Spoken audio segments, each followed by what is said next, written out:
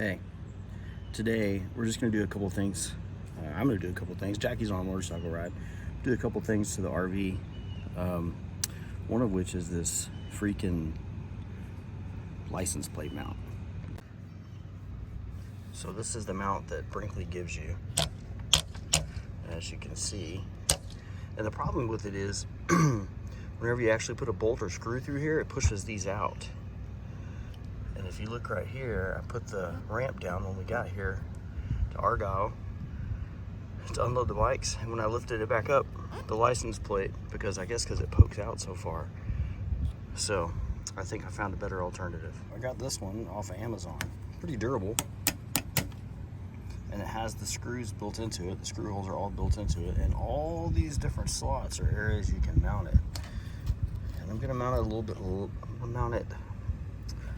gonna mount it a little bit lower than the other one was to keep it from interfering with that ramp at all.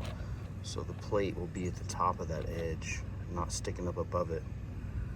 So yeah, drill some holes and get it mounted.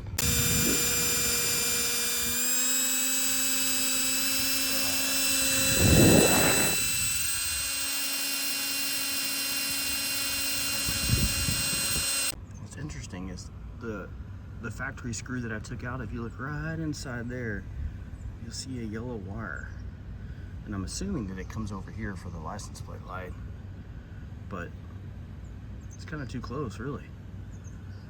Think about years of rubbing on that screw, and the screws that are in there are really long. So yeah, I got my 4 screw holes, and I will just mount it up. So if it's one thing I seem to never learn, it's that you get something from Amazon, you're gonna get this like aluminum crap screw. It wouldn't even tap into the bumper, even though I pre-drilled it. So quick trip up to Tractor Supply, and I got some good steel. Much better. Actually, holding it into the metal. The kit even comes with these little screws that are the proper depth, so that it doesn't go into the bumper. It's hard to do this left-handed, but so it doesn't go into the bumper.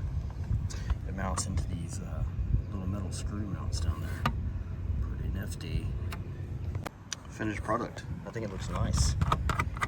It's on there. Still got a little pliability to it, but not much. Yeah, I think it looks a lot better.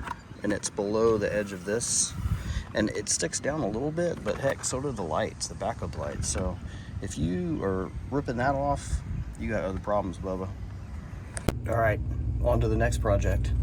I'm here, as you can see, in the basement area, and I'm gonna show you this hose to the water pump that I've had a problem. I have a problem with it, I just don't like the way it looks.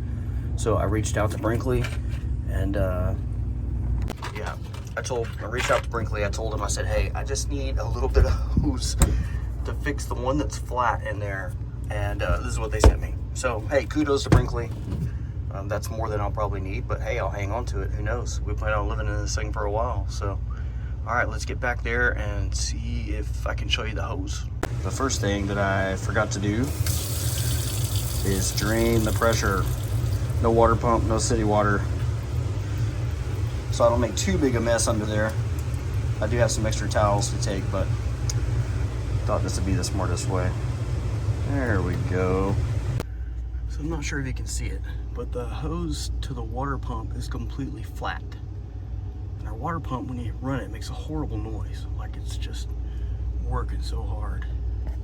So I don't know if you can see it back there, but yeah, I think you can see it. It's just flat. Everything back here is super tidy, by the way, on a Brinkley. Look at that, it's just beautiful. I'm amazed every time I get back here. I can access all of this with no problems. So, why is there a rag right there? That's interesting. It's one of mine, so I guess we'll figure it out. All right, let's see if we can get to this hose. Wow. Whew. I've been under here for a while trying to get those damn clips off, those factory clips. But as you can see, that hose back there is no longer flat. And I think that's what was making the horrible water pump noise, was making this horrible noise. Let's give it a try. I got my trusty garden hose over here.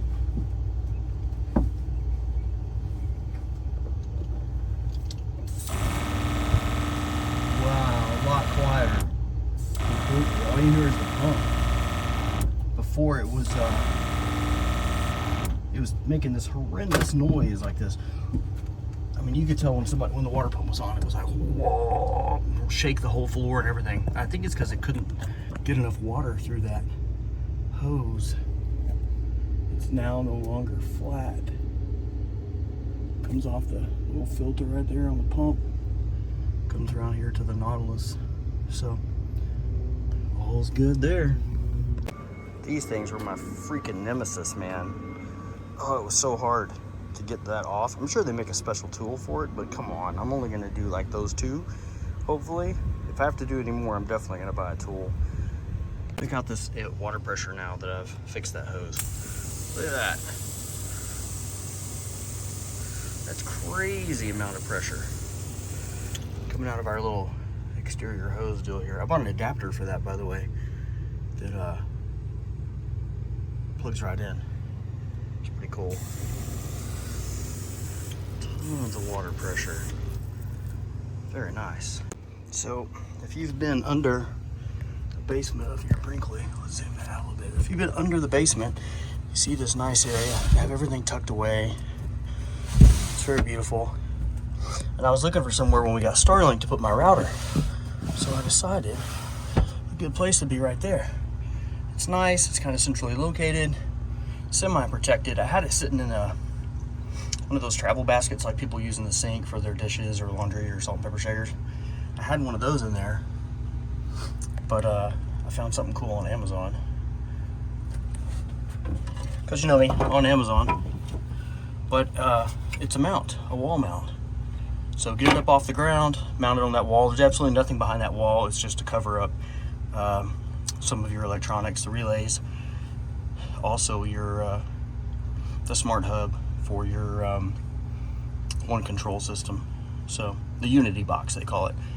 All right, well, let's get this installed. And because I'm somewhat of a nerd, I want to make sure that bad boy is level. Oop. Right there, good to go. One thing that really sucks is I had to turn off my internet to put these lines through, but I'll get it back up pretty quick. I just didn't want to have like an unfinished product with it sitting back here. Boom, there it is. Just snaps right in. These little clips that hold it in. Yeah, looks nice. It's pretty stable. Better than just sitting on the ground, I would think. And then what I did is I ran my cables up and over this wall and out. You can see them coming out the other side right there. And I plugged the Starlink into the 110 outlet that's on the Nautilus side. I'll just go around there and show you guys. So here we are on the Nautilus side. You can see where the two lines, this is to the dishy and this is power. I just routed it down through here and plugged it in. It will stay plugged in because it's on the inverter. Those GFC eyes are on the inverter. But we always unplug it and stow everything, do all that. So then what I do is I have two pieces of wire. I have this one, or two, it goes up the side. I just tuck it under that little flap and it goes to the dishy right up there on the roof. Very easy access by the ladder. And then this is my excess. So whenever we unhook or break camp, I just pull this through. I have another one of these Velcro things. I Velcro it. So really all I do to break down the Starlink is I stow the dish, unplug that, pull my line in, tuck it in here, and that's it. Everything else is behind that wall in there, and I never have to mess with it at all. So hey, thanks guys for watching. You can see I've got everything tucked back in, tucked away. All that's done for the day. Just waiting on my beautiful bride to get home from her ride to Memphis.